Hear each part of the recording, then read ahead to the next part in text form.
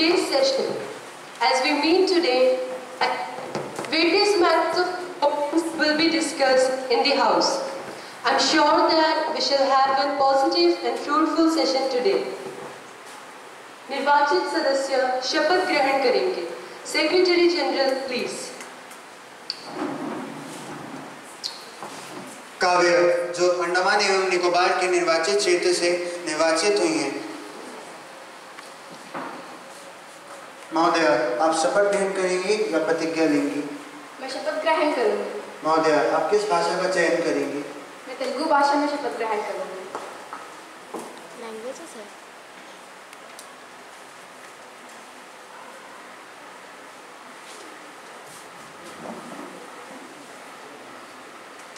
आलिशा.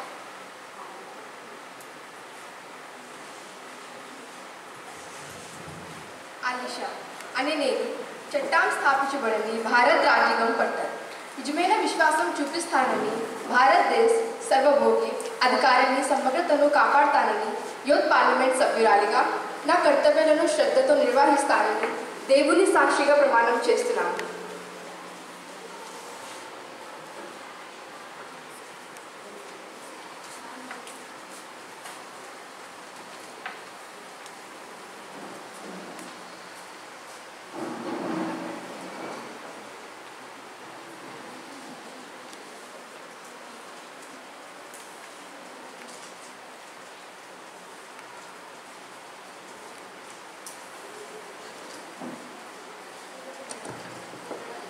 अक्षरा जो अंडमान एवं निकोबार के निर्वाचन क्षेत्र से निर्वाचित हुई हैं, शपथ ग्रहण करेंगी.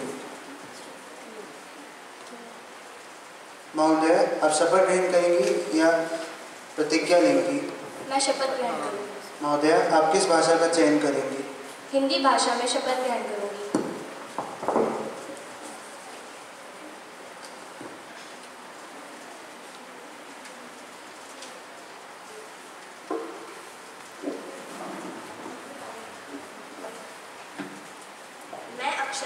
जो युवा संसद की सदस्य निर्वाचित हुई हूँ, ईश्वर की शपथ लेती हूँ, सत्य निष्ठा से प्रतिज्ञा करती हूँ कि मैं विधि द्वारा स्थापित भारत के संविधान के प्रति श्रद्धा रखूंगी, देश की प्रभुसत्ता और एकता बनाए रखूंगी तथा जिस पद को मैं ग्रहण करने वाली हूँ उन कर्तव्यों का श्रद्धापूर्वक निर्वहन करूंगी.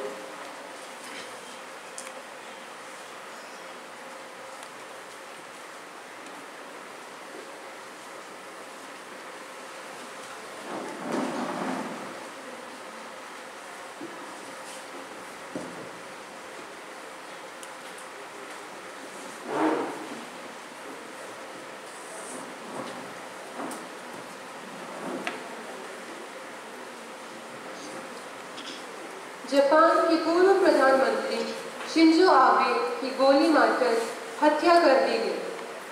भारत और जापान के रिश्तों और ग्लोबल पार्टनरशिप में उनकी अहम भूमिका रही है. आज सिर्फ जापान ही नहीं बल्कि पूरा भारत शोक में है. उन्होंने अपना पूरा जीवन जापान और दुनिया को एक बेहतर स्थान बनाने में समर्पित कर दिया और ऐसी महान आत्मा को मैं कोटि कोटि नमन करती हूँ.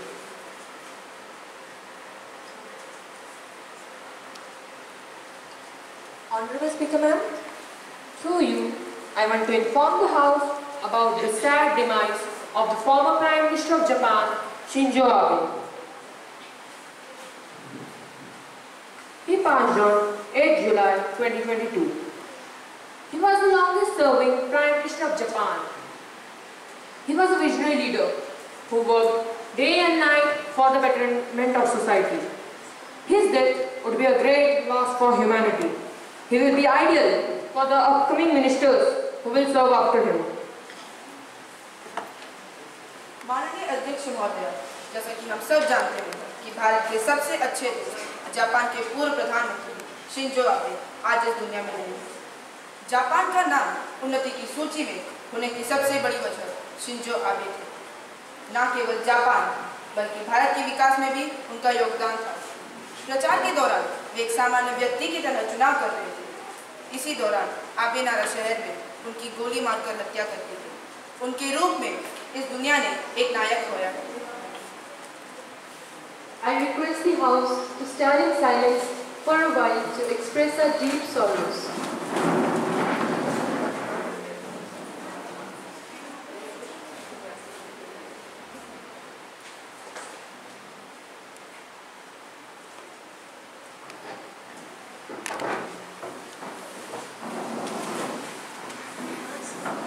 Secretary General will convey the condolence to brave families.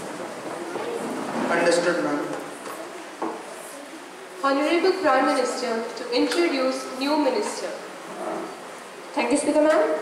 Now, I would like to introduce new minister to the House. Deepshika as the new Home Minister. Lokesh as the new Defence Minister. Lakshita as the new Law Minister. And Tanushree as the new Women and Child Welfare Minister.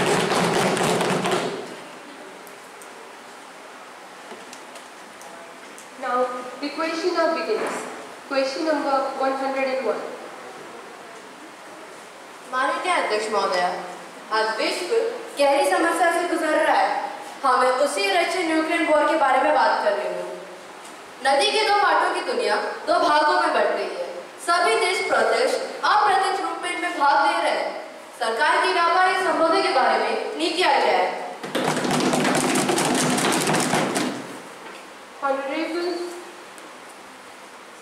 Honorable External Affairs Minister, please. माननीय अध्यक्ष महोदय, मैं आपके माध्यम से विपक्षी दल को यह बताना चाहती हूँ कि हमारी नीतियाँ स्पष्ट हैं। Russia is our all weather friend. साथियों, संकट के समय रूस ही हमारे काम आया था, चाहे वह भारत पाकिस्तान युद्ध हो या भारत चीन युद्ध। जब सारा विश्व हमारे खिलाफ था, तब सिर्फ रूस ही चट्टान की तरह डटकर हमारे साथ खड़ा रहा। दोस्तों, युद्ध किसी चीज का समाधान नहीं होता। हम यह युद्ध नहीं चाहते, पर फिर भी हम यही बोलेंगे कि we are always with Russia. रही बात व्यापारिक संबंधों की, तो इस युद्ध के चलते भी हमें कोई हानि नहीं हुई है। हमने हर वक्त भारत का भला देखने की ही कोशिश की है। हम पर दबाव था, फिर भी आज रूस से सस्ता तेल तथा पेट्रोलियम उत्पाद हमारे देश में आते हैं। यूक्रेन से भी हमारे संबंध समान है। आज भी कई सामान हमारे देश में वहीं से आते हैं, तथा जिन बच्चों को जीवन रक्षा के लिए यूक्रेन से भारत लाया गया था, उन्हें फिर सुरक्षित वहां भेज दिया गया। Question number 102. माननीय महोदया, आजकल ये चल क्या रहा है? नहीं, हमारे भारत देश में ये हो क्या रहा है? जहाँ देखें वहाँ भ्रष्टाचार ही भ्रष्टाचार है। जहाँ देखें वहाँ अधिकारी लोग गरीबों का दमन करते हुए, उनसे पूंजी हड़पते हुए दिखाई देते हैं। आखिरकार गरीब लोग जाए तो जाए कहाँ? करे तो करे क्या? माननीय महोदया, आज हमारा देश भ्रष्टाचार के मामले में 180 देशों में 85 नंबर पे आ गया है। इसके बारे में आजकल आपकी नीतियां बराबर काम नहीं कर रही। कृपया उत्तर दीजिए। मुझे तो लगता है आप सिर्फ नीतियां ही बनाते बैठते हैं, पर आपकी एक भी नीतियां बराबर काम नहीं कर रही। ऐसा अर्पिता के घर एक साथ 300 करोड़ बरामद हुए। यह मामला सरासर भ्रष्टाचार से जुड़ा हुआ लगता है। कृपया उत्तर दीजिए। यह मत भूलिए कि आपकी सरकार से भी ज्यादा देर तक आप सत्ता में थे। उस वक्त हमने सिर्फ मक्खियां नहीं मारी या गोटियां नहीं खेली, हमने भी बहुत सारे बदलाव किए। कृपया उत्तर दीजिए, ना कि बात घुमा के जनता को भटकाए। Honorable Finance Minister, please. Speaker ma'am, मैं मानती हूँ कि 180 देशों की सूची में भारत भ्रष्टाचार के मामले में 85 नंबर पे आता है, पर जिस तरह एक मछली पूरे तालाब को गंदा कर देती है, वैसे ही कुछ लोग हमारी व्यवस्था में गंदगी फैला रहे हैं, और हम नहीं चाहते कि एक की सजा सब भुगते। इसलिए हमारी सरकार इस स्थिति को सुधारने में प्रयत्नग्रस्त है। हम हमारे कर्तव्य जानते हैं, इसलिए हमारी सरकार ने anti corruption laws in India, Indian penal code 1860, prevention of corruption act 1988 और सबसे जरूरी नोटबंदी, जिससे कि कई दलालों का पर्दाफाश हुआ है और सभी भ्रष्टाचारियों को एक सबक मिला है। ऐसे कई कानून पहले भी लाए जा चुके हैं, पर हमारे देश की समस्या ये है कि यहाँ कानून बनते तो है, पर सही से लागू नहीं किए जाते। पर इस बार हम समस्या को जड़ से उखाड़ फेंकेंगे। हम कड़े से कड़े कदम उठाएंगे और ये साबित कर देंगे कि भारत की सरकार ने कच्ची घोटियां नहीं खेली है। हमारी सरकार काम कर रही है, तभी आपको इस बारे में पता चल रहा है। विपक्षी सरकार ने तो अभी तक कुछ भी नहीं किया था। जब से हमारी सरकार आई है तभी से बदलाव आए हैं। महोदया, मैं इस संसद के माध्यम से ये स्पष्ट करना चाहती हूँ कि भ्रष्टाचार से युक्त सभी मामलों में लिप्त व्यक्तियों के खिलाफ कड़े से कड़े कदम उठाए जा रहे हैं और भविष्य में भी उठाए जाएंगे। इसी का तो परिणाम है कि अर्पिता जैसी भ्रष्टाचारियों का पर्दाफाश हुआ है। Question number 103। माननीय अध्यक्ष महोदया, जैसा कि आपको पता है, भारतीय संस्कृति में हमेशा से ही महिलाओं को इज्जत एवं सुरक्षा मिली है। लेकिन आज के युग में ये क्या हो रहा है? उन्हीं महिलाओं को घरेलू हिंसा और सामाजिक उत्पीड़न जैसे भयंकर समस्याओं का सामना करना पड़ रहा है, और वो भी इस पावन धरती पर जहाँ शिवाजी महाराज और नेताजी सुभाष चंद्र बोस जैसे महान शक्तियों ने जन्म लिया। महिलाएं खुद को इतना सुरक्षित पा रही है कि वह रास्ते पर अकेले निकल तक नहीं पा रहे हैं। महोदया, मैं आपके द्वारा महिला एवं बाल कल्याण मंत्री से यह प्रश्न पूछना चाहता हूँ कि आपकी सरकार ने क्या कदम उठाए हैं जिससे कि घरेलू हिंसा और सामाजिक उत्पीड़न जैसे भयंकर समस्याओं का समाधान हो और हमारी बहनें खुद को इस समाज में सुरक्षित महसूस कर सके। Honorable Women and Child Development Minister, please. जैसा कि हमारे सदन के साथी जी ने कहा है, आज हमारे भारत की महिलाएं सामाजिक उत्पीड़न, घरेलू हिंसा एवं असुरक्षितता का सामना कर रही है। जी हाँ, मैं इस बात से पूरी तरह सहमत हूँ, परंतु हमें ये भी मानना होगा कि इन सब घटनाओं में जितनी साझेदारी पुरुषों की है उतनी ही महिलाओं की भी है, और इसमें समाज का भी पूरा हाथ है। हमें उन्हें साबित करना होगा कि महिला एक कली नहीं बल्कि चिंगारी है, और इसी के लिए हमने और हमारी सरकार ने विमेन अवेयरनेस कैंपेन शुरू कर दिए हैं, और इसमें सुधार आना अभी भी जारी है। महिलाएं और लड़कियां खुद को सुरक्षित महसूस कर सके, इसके लिए हमारे प्रयत्न अभी भी जारी हैं, और हमने महिला हेल्पलाइन नंबर भी जारी कर दिए हैं। इस स्थिति में सुधार आना अभी भी जारी है।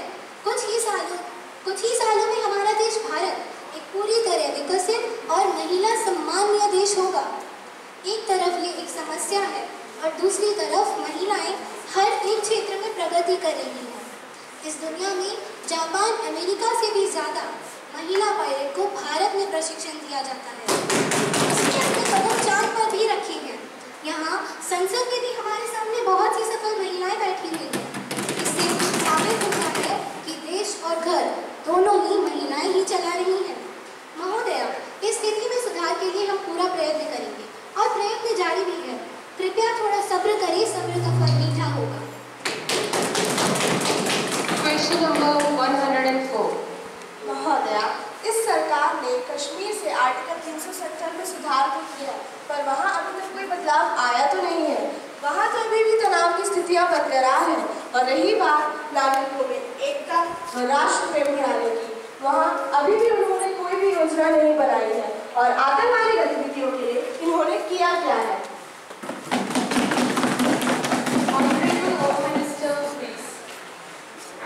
महोदया, मैं मेरी विपक्षी मित्र के प्रश्न से कतई सहमत नहीं हूँ।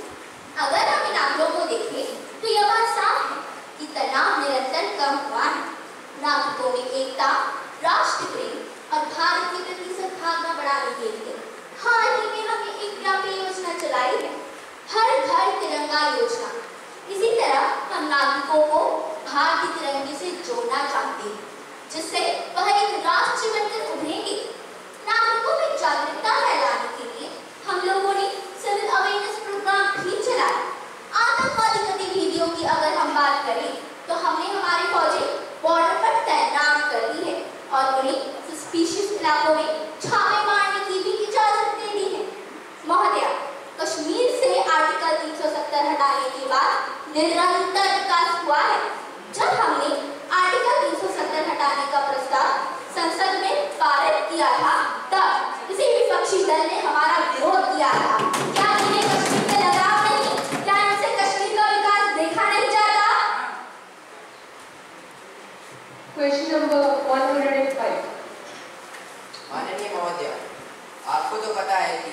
जनता ने अग्निपथ स्कीम के विरुद्ध प्रदर्शन किया है एवं अभी भी जारी है।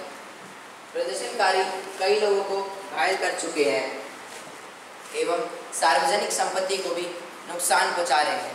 यहाँ तक तो ठीक था, परंतु उन्होंने हमारे राज्य के उप मुख्यमंत्री को भी घायल कर दिया है। इस पर आपने क्या कदम उठाए? आप मुख्यमंत्री को सुरक्षा नहीं दे सकते तो हमारे देश की जनता को सुरक्षित कैसे रखेंगे? भारतीय जनता को उत्तर दीजिए। Honorable Defense Minister, please. माननीय महोदय, यह बात सही है और हम यह भी मानते हैं कि इन प्रदर्शनों ने कई जगहों पर हिंसात्मक रूप ले लिया है। महोदय, जो भी लोग इन प्रदर्शनों में घायल हुए हैं उन्हें मुफ्त चिकित्सा सेवाएं तथा प्रति व्यक्ति 10,000 मुआवजा दिया जाएगा। और जहां बात हिंसात्मक प्रदर्शनकारियों की है, महोदय, मैं आपको बता दूं कि जो शांतिपूर्वक विरोध जताते हैं वे प्रदर्शनकारी कहेंगे, मगर परंतु जो हिंसा का प्रयोग करे वे देशद्रोही है, प्रदर्शनकारी नहीं। इसलिए हमने ABPS का गठन किया है। आंदोलनों के दौरान जो भी हिंसात्मक होते पाया जाएगा उन्हें तत्काल गिरफ्तार करके उन पर मुकदमा चलाया जाएगा। इस संगठन को हिरासत में लेने तथा मुकदमा चलाने की आज़ादी दे दी गई है। जहां पर बिहार के उप मुख्यमंत्री जी की सुरक्षा के बारे में है, हमारे सुरक्षा दस्तों के द्वारा हुई गलती के लिए मंत्री जी से क्षमा मांगते हुए खेद व्यक्त करता हूँ। वहाँ पे प्रदर्शनकारियों की संख्या अधिक होने के कारण ऐसा हुआ। ये प्राथमिक रिपोर्ट है। संबंधित अफसरों पर कार्यवाही जारी है और इसके बारे में सदन को सूचित किया गया है। मैं वादा करता हूं कि ऐसी गलती दोबारा दोहराई नहीं जाएगी। Question number 106. माननीय अध्यक्ष महोदया, जैसे कि हम सभी जानते हैं कि पहली आदिवासी महिला आज देश के सर्वोच्च स्थान पर विराजमान द्रौपदी मुर्मू जी संताली जनजाति से संबंध रखती है। वहाँ चिकित्सा की सुविधाएं बहुत बुरी हाल में है। यह तो दिए तले अंधेरे जैसी स्थिति लगती है। वहीं संताली जनजाति आज उड़ीसा में कोरोना के सबसे ज्यादा शिकार हुई है। महोदया, मैं आपके माध्यम से स्वास्थ्य मंत्री से पूछना चाहूंगा कि इस स्थिति के सुधार के लिए कुछ ठोस कदम उठाए हैं क्या? यदि हाँ, तो क्या क्या कदम उठाए गए हैं? Honorable Health Minister, please. माननीय महोदय, मैं आपके माध्यम से विपक्षी नेता को बताना चाहती हूँ कि अगर उन्हें लगता है कि कोरोना संक्रमण जनजाति का प्रमाण है तो उन्हें बता दें यह एक वैश्विक महामारी है, परंतु जान है तो जहान है। इस संक्रमण को सीमित रखने के लिए पूरी ओडिशा पर लॉकडाउन लगाया गया। अस्पतालों में सुविधाएं तथा निःशुल्क टीकाकरण की सेवाएं उपलब्ध कराई गई। हमारी सरकार ने ऐसी कई सारी योजनाएं लागू करी जो मजदूरों के लिए मददगार साबित हुई, जैसे कि गरीब कल्याण योजना, जिसके तहत महिला, बुजुर्ग और मजदूरों को मुफ्त राशन दिया गया। मनरेगा कोरोना काल में घर वापसी लौटे मजदूरों को रोजगार दिया गया। जनधन योजना के तहत महिलाओं के जनधन खाते पर 500 रुपए की सहायता की गई। माननीय महोदय, मैं आपके माध्यम से उन्हें कहना चाहती हूँ कि हमारी सरकार वह दिया नहीं है जिसके तले अंधेरा हो। हमारी सरकार वह सूरज है जो सबको समान प्रकाश का अधिकार देती है। Question number 107.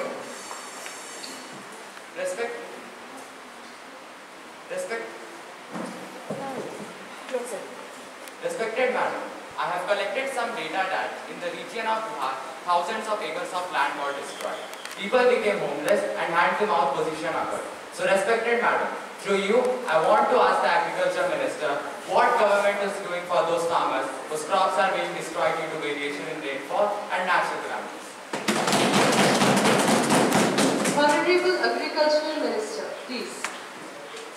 Honorable Madam, I want to inform the House that not only opposition, our government is also disturbed by all these destructions all over India, especially in Bihar, by the heavy rainfall and floods.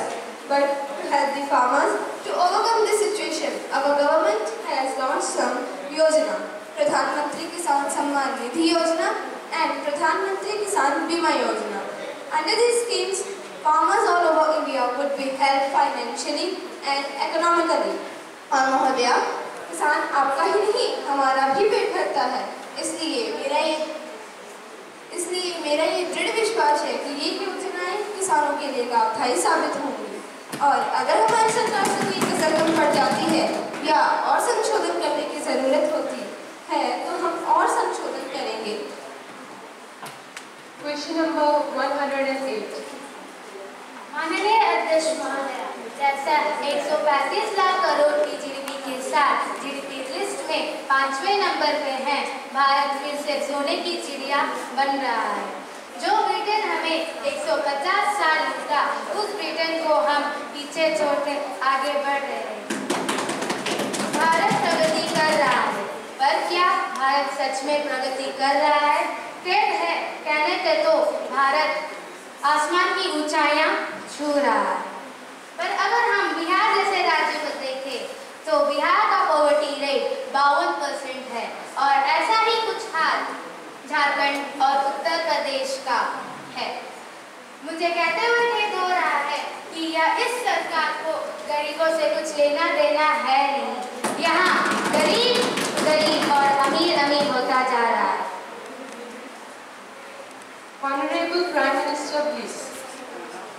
माननीय महोदया जी, मैं इस बात से पूर्णतः सहमति रखता हूँ कि भारत की जीडीपी 135 लाख करोड़ होने के बावजूद भी बिहार झारखंड जैसे राज्य गरीबी का शिकार है। उनकी 70 से 73% आबादी कृषि संबंधी कार्यों में लगी है, जो भारत में सर्वाधिक है।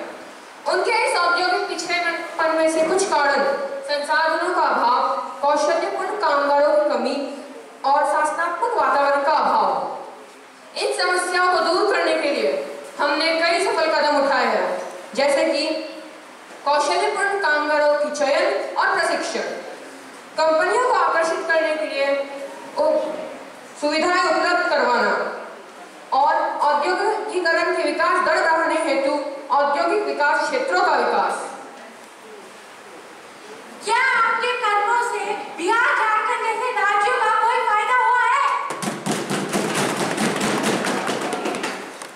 मैं आपकी जानकारी के लिए बता दूं कि गत 18 महीनों में बड़ी बड़ी विदेशी कंपनियों ने बिहार में अपनी फर्म खोलने की अनुमति मांगी है, जो अनुमानित 90,000 लोगों को रोजगार उपलब्ध करवा सकती है। बिहार रोजगार योजना के तहत हमने 30,000 लोगों को रोजगार उपलब्ध करवाया है, जो निर्धारित समय में सर्वाधिक है। अगर हम इसी तरह से विकास करते रहे तो निश्चित ही बिहार झारखंड राज्यों को सबसे विकसित राज्यों में देख पाएंगे। आज करे सो कल कर, कल करे सो परसों, कहने की बस बात हो भैया, लग जाएंगे परसों। कुछ ऐसी स्थिति बन चुकी है सरकार की। माननीय महोदया, ये सरकार भ्रष्टाचारी है। सब्र का फल मीठा होता है और मजबूत होता है। इनके अमृत फूल की तरह नहीं, खोखला नहीं होता। क्या अब भी आपको हमारी सरकार भ्रष्टाचारी लगती है? निर्धारित समय के अंदर हम वहां के लोगों की सुविधाओं का ध्यान रख हम यह सब कार्य योजनाएं संपन्न करेंगे। Speaker Madam, serious breach of privilege has been committed by the head of a business firm. He used unparliamentary language on politicians and on parliamentary system, and this matter has been published by the newspaper and on some TV channels. Madam, this was the wrong picture in this society, and this is totally wrong.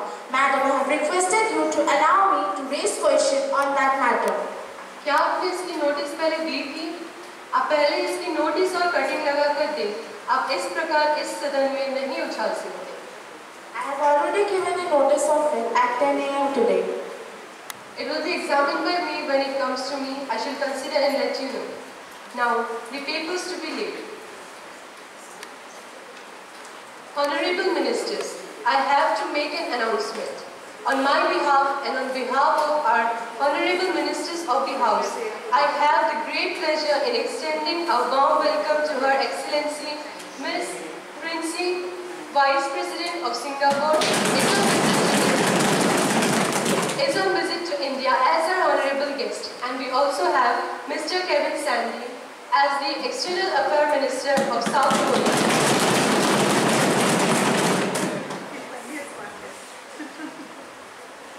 Ministry of Personal Public Grievances and Pension.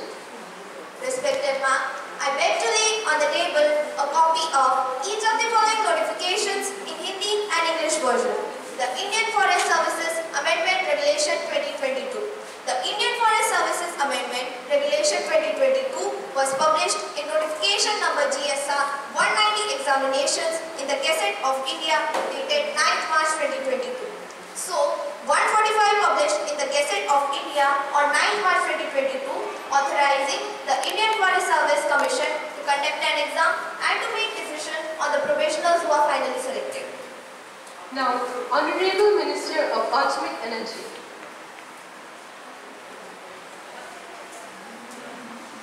Respected ma'am, I beg to lay a copy of each of the following notification in Hindi and English versions.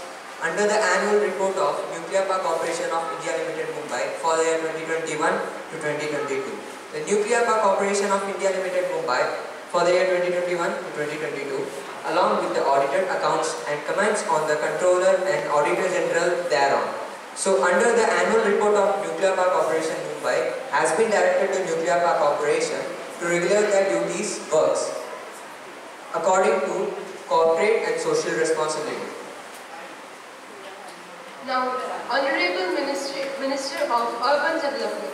Respected ma'am, I beg to lay on the table a copy of the following paper in Hindi and English for gents under subsection 619 of the company, reviewed by the government on the working of BHEL Bhopal for the year 2019 and 2020.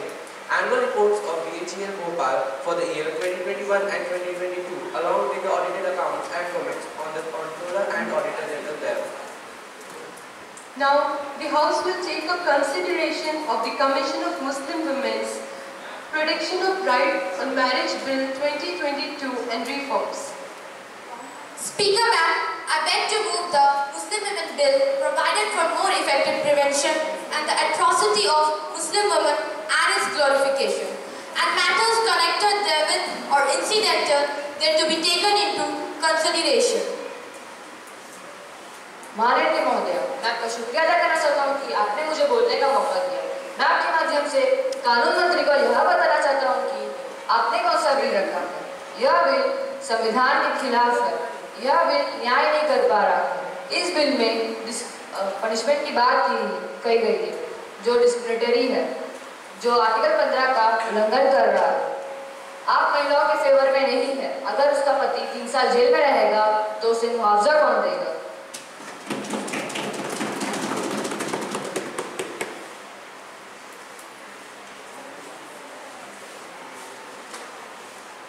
महोदया, मैं समझ नहीं पा रही हूँ कि आपको मुस्लिम महिलाओं से इतनी मोहब्बत क्यों है।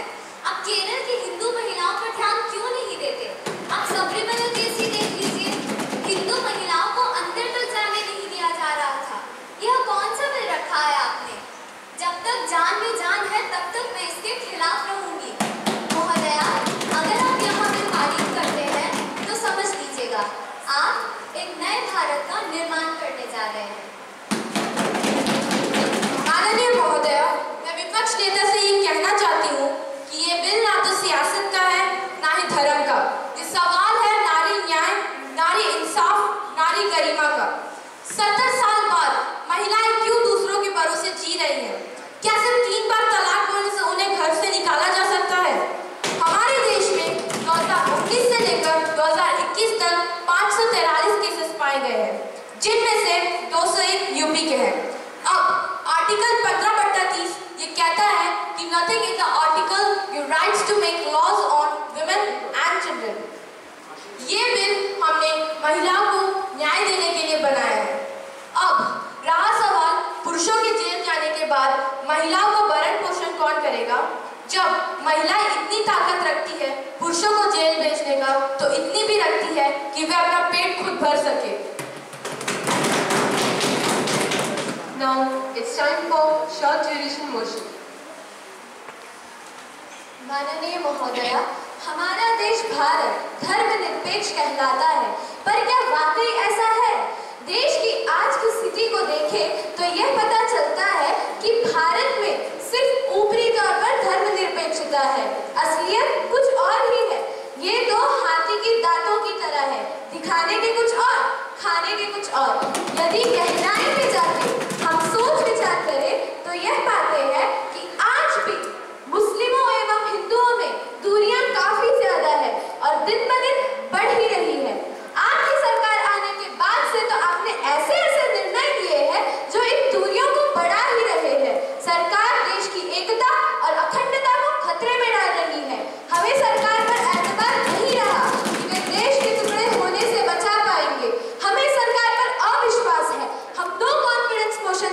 चाहते हैं। महोदया, आपकी इजाजत चाहिए। Now it's time for no confidence motion. How many of you support the bill? And how many of you oppose? So the bill has been suspended for time being. Now the House is adjourned tomorrow to meet at 11 a.m. again.